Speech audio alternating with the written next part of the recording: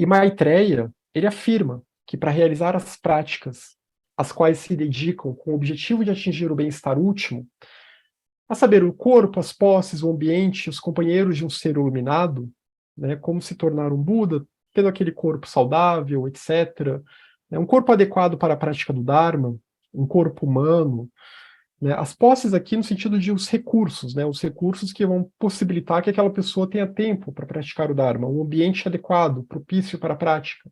Os companheiros, né, a pessoa vai precisar de gurus, ela vai precisar ter pessoas praticando com ela também, né, um vai ajudando o outro. Então, para realizar esse bem-estar último, né, os bodhisattvas eles precisam do bem-estar temporário, eles precisam gerar mérito. Eles precisam gerar mérito para que, vida após vida, eles continuem renascendo em boas condições. Aqui o termo bodhisattva está sendo usado de um jeito meio flexível, digamos assim. Está falando de pessoas em geral que tomaram o voto do Mahayana, né? Então, a pessoa ela tem que gerar mérito. Ela tem que continuar o buscador, o praticante do Mahayana, ele tem que continuar gerando mérito, praticando essas virtudes, para que o karma facilite nas próximas vidas. Isso depende de uma série, porque isso aqui, né, alcançar o bem-estar último de um Buda, e mesmo esse bem-estar temporário das pessoas que estão na busca pelo caminho, mas que estão prestes a se libertar, isso depende de uma série ininterrupta de bons renascimentos para a contínua prática espiritual. Então, recursos, corpo e mente saudáveis, encontrar outros que pratiquem e apoiem a prática do Dharma. E o Nagarjuna, no Grinalda Preciosa, acho que faltou colocar o texto, ele define o bem-estar temporário, ou a condição superior, como o corpo e a mente de seres humanos e celestiais, e a felicidade que desfrutam, né? Um reino que não é de tanto sofrimento. Embora o reino dos devas também não seja um reino desejável, porque já é deleite demais, é prazer demais, e é sutil demais. Né? A manas não funciona direito, e manas é necessário no caminho. Né? A mente concreta ela é necessária no caminho para o desenvolvimento do discernimento. Então, o ideal é renascer como um humano com tempo livre, com condições favoráveis. E para obter isso, é necessário convicção no Dharma e Shila. É necessária Shila. É necessário um mínimo de harmonia, né, de prática, que Shila vai servir de base, então, para que a partir daí eu consiga ter uma prática contundente das outras virtudes, e assim eu vou gerando esse mérito, eu vou gerando esse karma auspicioso, esse karma positivo, que vai facilitar o meu acesso ao Dharma em vidas futuras. Eu sei que lendo isso parece até que está falando de uma coisa egoísta, né, como se eu estivesse contando pontos. Mas é como eu já falei, gente, o budismo ele é papum, o budismo ele é direto. Ele está sendo bem objetivo aqui. Não é que eu vou fazer tal coisa e Deus vai me dar alguma coisa. Obviamente não é nesse sentido, até porque não tem Deus aqui. A gente tem que pensar que o karma são as nossas ações. O karma não é uma lei que pensa fora de nós. O karma são as ações. O karma é o movimento.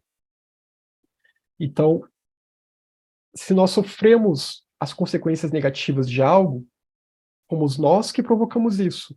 Se nós sofremos as consequências positivas, experienciamos consequências positivas de algo, fomos nós que causamos isso também, né? Essa é a perspectiva budista. E vi a Blavatsky falando sobre isso também, no comentário A Doutrina Secreta, para quem tem esse livro, né, ela fala exatamente isso. Karma não é um deus e não é uma... Não pode ser entendido nesse sentido, né, como se tivesse uma mente ou alguém te julgando. Karma somos nós, são as nossas ações, né? Diferente de algumas ideias posteriores, que aí vão vir com a ideia de senhores do karma, que tem alguém lá te julgando, etc. Não é bem assim. É claro que as nossas ações elas ficam registradas na luz astral, etc. Né? Não vou entrar nesses assuntos teosóficos agora, não é esse o foco aqui. Mas a questão é que são as nossas ações. Né? Nós somos os juízes e nós determinamos a nossa própria sentença a partir do que fazemos ou não. E se queremos ser úteis para os outros seres, se temos uma reta motivação, porque tudo isso aqui está sendo está num contexto Mahayana, num contexto de reta motivação, de volta do Bodhisattva. Se eu tenho uma reta motivação de auxiliar os outros seres a se libertar do samsara, se eu tenho uma reta motivação de ajudar a disseminar o Dharma idôneo no mundo, então sim, eu vou ter que ter na minha próxima vida um bom nascimento. Eu vou ter que ter boa saúde. Tenho que cuidar da minha saúde agora, do meu corpo agora. Eu tenho que viver muito para poder aprender mais, para avançar mais o caminho.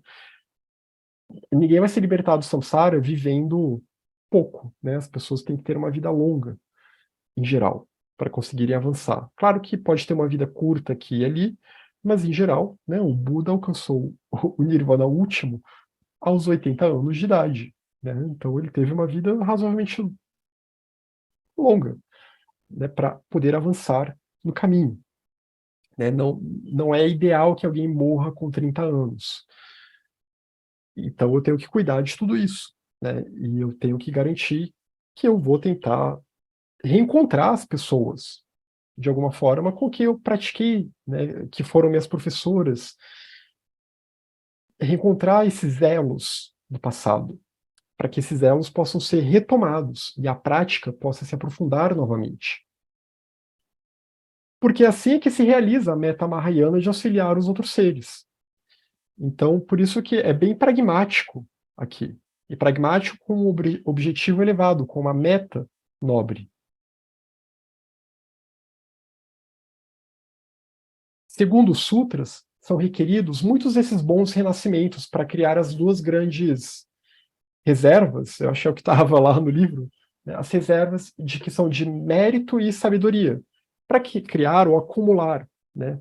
Que a sabedoria, prajna, né, a sexta paramita, e mérito são as outras cinco paramitas, né? A compaixão colocada na prática, por meio de uma conduta que vai tornar a sua mente mais serena e, ao mesmo tempo, mais bondosa, mais generosa, mais virtuosa e tudo mais, e mais útil para os outros seres, alinhado com a sabedoria que compreende o vazio, né? E uma vai alimentando a outra. Quanto mais mérito, mais sabedoria. Quanto mais sabedoria, mais mérito.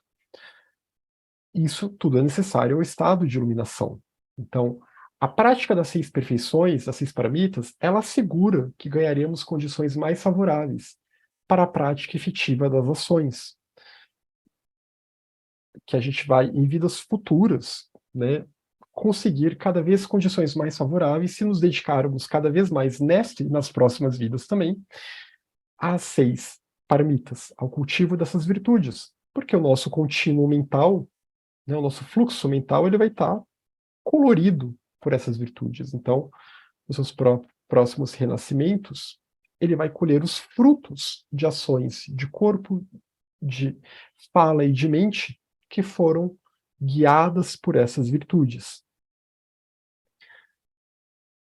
Isso vai incluir uma mente e um corpo mais saudável, uma vida mais harmônica, serena, condições favoráveis, né? As consequências positivas disso aí. O que não quer dizer que não vai ter sofrimento no meio do caminho, é claro, porque tem todo um karma negativo para ser experienciado também, né? Que foi sendo gerado de tempo sem início. Mas pelo menos assim a gente já reduz os karmas negativos futuros, né? Se praticando mais virtude e praticando menos vícios. Mas é claro que haverá doenças, haverá problemas, porque o samsara é o samsara, né? E se até Jesus foi assassinado, ninguém está seguro no samsara. Ninguém está seguro nesse mundo. Mas o fato é que,